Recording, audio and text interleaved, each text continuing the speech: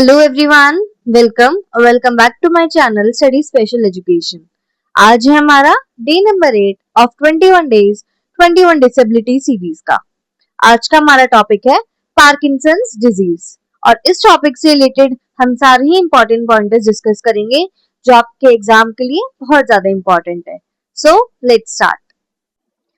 Parkinson's disease, इसका introduction है।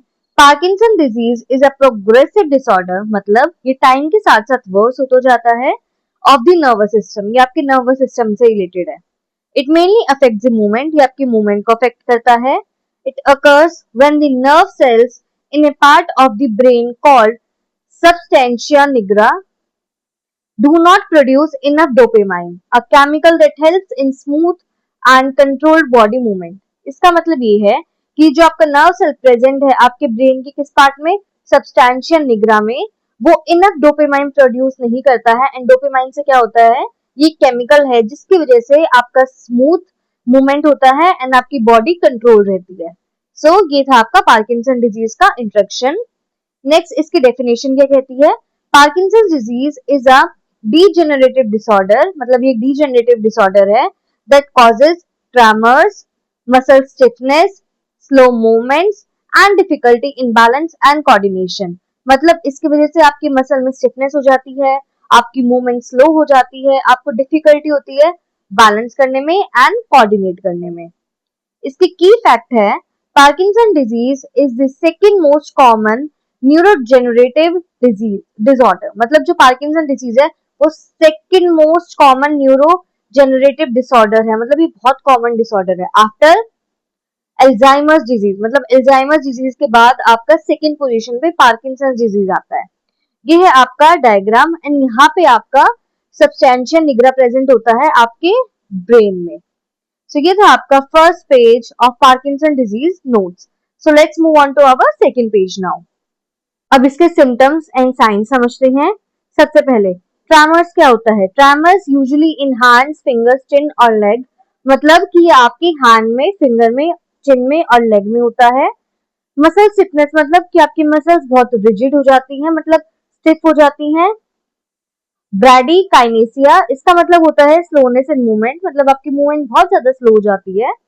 Postural instability, it means loss of balance, मतलब आप अपना बैलेंस खो देते हैं। आप फ्रीक्वेंट फॉल्स, मतलब आप बहुत जल्दी गिरना स्टार्ट कर देते हैं। Fifth is difficulty in walking, आपको वॉकिंग में बहुत प्रॉब्लम होती है। शफलिंग गेट रहता है, आपका गेट क्या होता है, एक तरीका होता है जिसमें आप मूव करते हैं। स्पीच चेंज हो जाती है आपकी, सॉफ्ट, स्लो एंड अनक्लियर, आपकी soft, slow and unclear speech हो जाती है। Facial expression mask like face, आपका facial expression mask like face हो जाता है। राइटिंग में चेंजेस हो जाते हैं, जैसे आपकी छोटी और बहुत मेसी हैंड राइटिंग हो जाएगी। अदर प्रॉब्लम्स क्या रिलेटेड है इससे, स्लीप डिसऑर्डर हो गया, डिप्रेशन हो गया, कॉन्स्टिपेशन हो गया एंड मेमोरी प्रॉब्लम। तो ये कुछ बाकी प्रॉब्लम्स है जो आपके पार्किंसन डिजीज से रिलेटेड है। अब हम जानेंगे इसके कॉजेस के बारे में कि इसके क्या क्या कॉजेस हैं एंड किन चीजों की वजह से आपको पार्किंसन डिजीज होती है। सबसे पहले exact cause is not known, मतलब जो इसका मेन कॉज है, एग्जैक्ट कॉज है, वो हमें नहीं पता है। डेथ और damage of dopamine producing neurons in substantia nigra, मतलब जब डेथ हो जाती है या डैमेज हो जाती है वो सेल्स या वो न्यूरॉन्स जो डोपामाइन को प्रोड्यूस करते हैं आपके स्टेंशिया निग्रा में, जो कि आपके ब्रेन का पार्ट है, उसकी वजह से होता है। कॉम्बिनेशन ऑफ जेनेटिक, ये genetic, environmental and age related factors की वजह से भी हो सकता है। इसके रिस्क फैक्टर्स क्या हैं। Age more common in people above 60 years, जो 60 साल से बड़े लोग होते हैं उनमें हो सकता है। फैमिली हिस्ट्री हो सकती है। Exposure to pesticides and toxins, अगर आपका एक्सपोजर ज्यादा हो रहा है पेस्टिसाइड से या टॉक्सिन से, इस वजह से हो सकता है। आपको हेड इंजरी हो रही है, इस वजह से हो सकता है। Male gender more affected than female, Parkinson disease male को ज्यादा होते हैं एंड वो फीमेल को इतना नहीं होता है, मतलब मेल में इसकी परसेंटेज ज्यादा है। फिर हम समझते हैं डोपामाइन क्या होता है। A chemical messenger that helps in sending signals between brain cells for smooth movement and coordination, मतलब डोपामाइन जो होता है ये केमिकल होता है जो एक मैसेंजर की तरह काम करता है, जो हमें सिग्नल देता है कि आपको स्मूथ मूवमेंट एंड कोऑर्डिनेशन करना है। तो अगर ये डोपामाइन का प्रोडक्शन नहीं होगा तो इससे आपके मूवमेंट में ही तो प्रॉब्लम होगा ना, एंड कोऑर्डिनेशन में प्रॉब्लम होगा। अब हम देखते हैं कुछ और इंपॉर्टेंट पॉइंटर्स। तो रिमेंबर, लो डोपामाइन, अगर आपका लो डोपामाइन हो जाएगा तो आपका पुअर मूवमेंट कंट्रोल होगा। डोपामाइन कम है तो आपकी मूवमेंट कंट्रोल कम हो जाएगा, एंड फिर वो किस चीज को लीड करेगा, वो लीड करेगा पार्किंसंस के सिम्टम्स को, एंड इनडायरेक्टली वो लीड करेगा पार्किंसंस डिजीज को। इसका इंपॉर्टेंट पॉइंटर है, Parkinson's is not a mental illness, ये एक मेंटल इलनेस नहीं है। इट अफेक्ट्स फिजिकल मूवमेंट, ये आपके फिजिकल मूवमेंट को अफेक्ट करती है। सो फिर से ध्यान रखेंगे, पार्किंसंस एक मेंटल इलनेस नहीं है, ये आपके फिजिकल मूवमेंट को अफेक्ट करेगी, आपके मेंटल जो फंक्शनिंग है उसको इतना अफेक्ट नहीं करेगी जितना ये आपके फिजिकल मूवमेंट को अफेक्ट करेगी। सो ये था आपका third page of the notes. अब हम अपने लास्ट पेज पे चलते हैं और इसमें हम समझेंगे स्टेजेस ऑफ पार्किंसन डिजीज। अब आपकी कौन सी स्टेजेस है, इन टोटल इसमें 5 स्टेजेस बताई गई हैं। अब एक एक करके सबको समझते हैं। सबसे पहले है आपका stage number 1, symptoms on one side of the body only, कि आपके एक साइड ऑफ द बॉडी पे फर्क दिखेगा, इफेक्ट दिखेगा।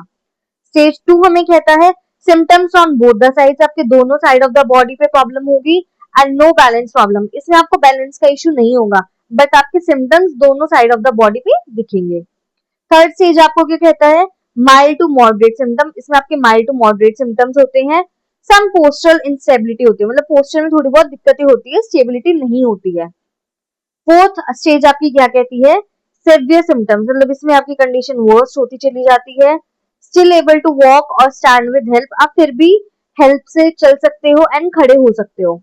Stage 5 and the last stage क्या है, बहुत ज्यादा सीवियर, मतलब ये लास्ट स्टेज होती है, एंड ये व्हील चेयर बाउंड हो जाते हैं आप, एंड बेड रिडन हो जाते हैं, कि आपको व्हील चेयर पे ही, आपको व्हील चेयर की ही सहायता लेनी पड़ेगी, सहारा लेना पड़ेगा, एंड आप बेड रिडन हो जाते हैं कि आपको पूरे टाइम अपने बेड पे ही रहना पड़ेगा। तो ये थी आपकी 5 स्टेजेस ऑफ पार्किंसंस डिजीज। अब हम इसका डायग्नोसिस देखते हैं बेस्ड ऑन मेडिकल हिस्ट्री के ऊपर बेस्ड, एंड फिजिकल एग्जामिनेशन, की आपकी मेडिकल हिस्ट्री के ऊपर बेस्ड होगा, एंड आपका फिजिकल एग्जामिनेशन होगा। No specific test for Parkinson disease, कोई एक स्पेसिफिक टेस्ट नहीं है, बट आप एमआरआई करवा सकते हैं, सीटी स्कैन करवा सकते हैं, एसपीईसीटी करवा सकते हैं, जो कि हमें हेल्प करेगा to find out the disorder and disease. फिर आपका न्यूरोलॉजिस्ट कंफर्म्स द डायग्नोसिस, जो आपके न्यूरोलॉजिस्ट है वो ही इसके डायग्नोसिस को कंफर्म कर सकते हैं। अब हम इसका ट्रीटमेंट एंड मैनेजमेंट देख लेते हैं एक बारी। इसके ट्रीटमेंट में क्या क्या चीजें इंक्लूड होंगी। There is no permanent cure, इसका कोई भी परमानेंट क्योर नहीं है, but medicine and therapy help in controlling symptoms. अगर आप मेडिसिन देंगे, आप थेरेपी देंगे तो इससे आपके सिम्टम्स कंट्रोल हो सकते हैं। लेवाडोपा, जिसे हम एल डोपा कहते हैं, ये मोस्ट कॉमन मेडिसिन है जो आप देते हैं डोपामाइन के लेवल को इंक्रीज करने के लिए, जिससे आपकी मूवमेंट स्मूथ हो सकती है एंड बेटर हो सकती है।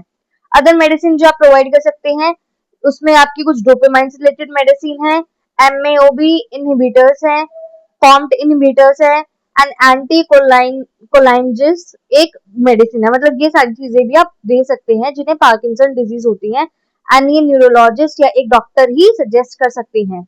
नॉर्मली आप इन मेडिसिन को कंज्यूम नहीं करेंगे without any prescription. So this was the chapter. इसमें कुछ एक छोटा पॉइंटर और बताया गया है। गोल ऑफ ट्रीटमेंट, आपका गोल ऑफ ट्रीटमेंट क्या है, इंप्रूव मूवमेंट, कि आपको मूवमेंट को इंप्रूव करना है, इंडिपेंडेंस को बढ़ाना है, एंड अपनी क्वालिटी ऑफ लाइफ को भी इंक्रीज करना है। So that's it from this chapter. I hope ये चैप्टर आपको समझ आया होगा। आज शाम को 5 बजे हम इसके PYQs डिस्कस करेंगे, एंड प्लीज आप उस लाइव सेशन को ज्वाइन करना, जिससे आप खुद का असेसमेंट कर सके कि आपने इस चैप्टर में कितनी चीजें समझी हैं एंड कितनी चीजें समझ नहीं आई है। So let's meet at 5 p.m.